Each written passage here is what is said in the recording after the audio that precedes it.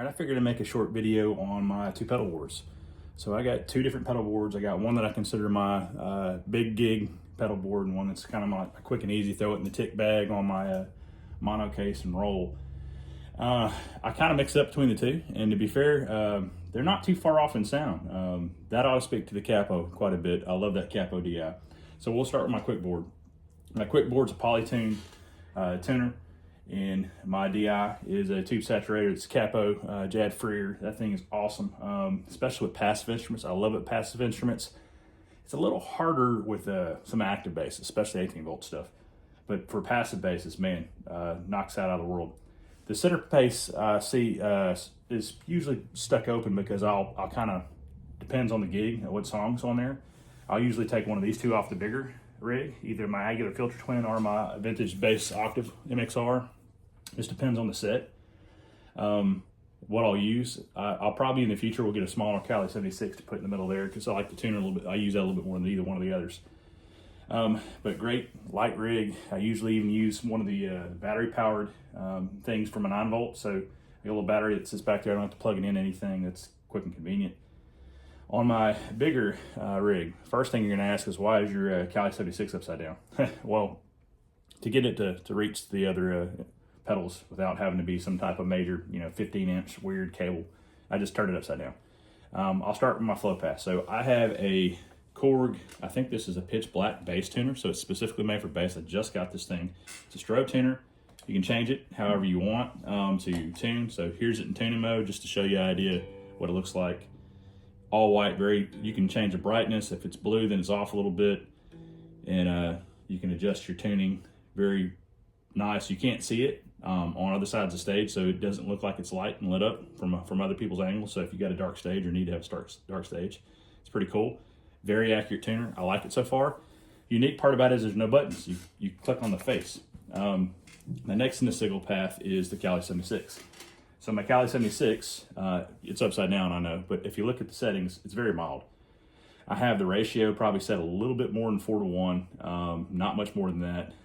A lot of unity gain stuff going on in the amp output and just the input. On the attack and release, it is probably at the 3 o'clock mark, so a lot of release, not very quick attack, and then on the HBF, it's rolled off mostly. I don't like it really affecting my low end.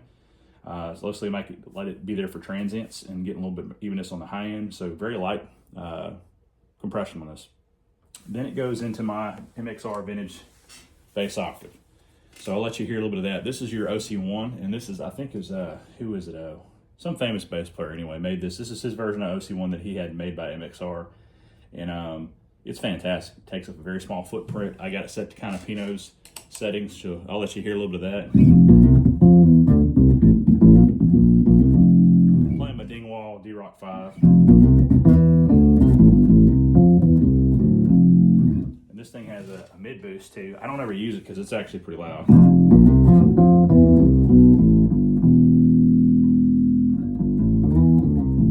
Blue light on there too, so it kind of sticks out.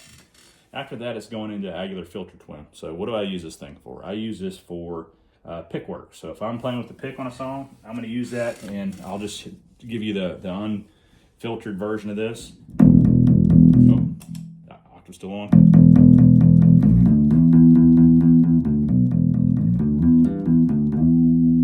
All right, here's it with the Filter Twin.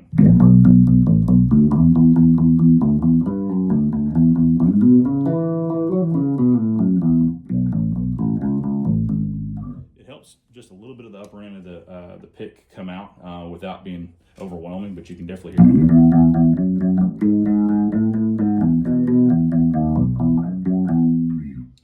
And I don't really change that one. That doesn't matter what bass I use. I usually stick the same settings on there because I like kind of how it does. It will change depending on the bass pickups you got, so sometimes you got to mess with this.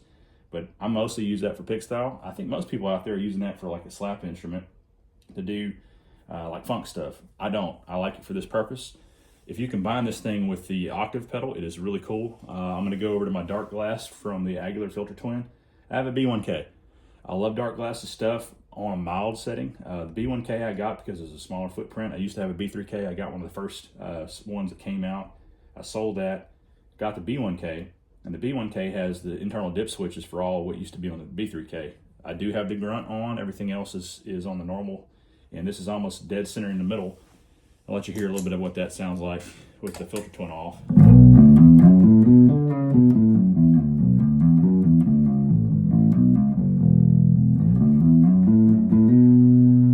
Now with the filter twin, I'll let you add that to it so you can hear how a good pick sound sounds.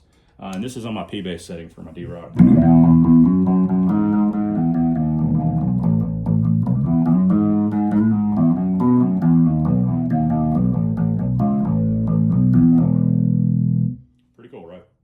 I'm going to add the MXR bass vintage just so you can hear that. This is like if I was going to go for microsense sound. I've owned some microsense. I don't because they just take up some stinking space. And this to me sounds just as good.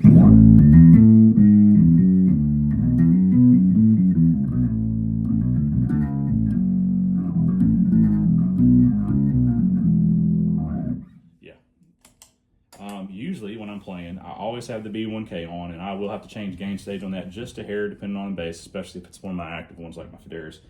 And of course I'm going in the Noble last. The Noble is used to power all my pedals.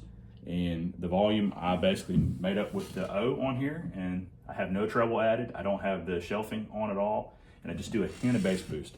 And that usually goes through the XLR direct to wherever I'm plugging into. And that's pretty much it. That sound is fantastic. I'll tell you, I get a lot of compliments on the sound. It doesn't matter what bass I put in this thing. There's very little adjustments. The most adjustments I really make on this is maybe a little bit on the B1K. The rest of it's kind of set it and forget it. A big fan of this type of board. I forget the brand name of it, but it's all the type that has the sticker on the back where you basically get them to screw into the board so you can pick it up with one hand and nothing's going to fall off. It's not Velcro. That one's Velcro though, but that's like a tick-sized one.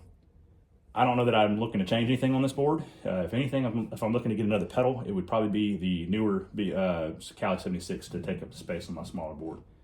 I use the Capo quite a bit because I don't want to mess with bringing the big board to some things. But if I'm playing Night of Worship, or I'm playing anything where I really want to sound good and I'm really making sure I'm bringing the Noble, there's no doubt. That gear is one of the things I never sell. It just adds some fatness. And when you do recording, you can see some of my videos, the difference between the two. They're both awesome. I don't think I'd ever sell either one of them, to be fair. The Capo, I tell you, is a lot like a Sans amp. It's the best ever out there. One other pedal, if I was going to give you an idea of something I would love and really, really like, the Sans amp vintage bass. That is a fantastic DI. If I was going to give you one thing to go buy to use to record and sound good and nothing else, it would probably be that. But this is my bougie pedal board. Anyway, that's what I play.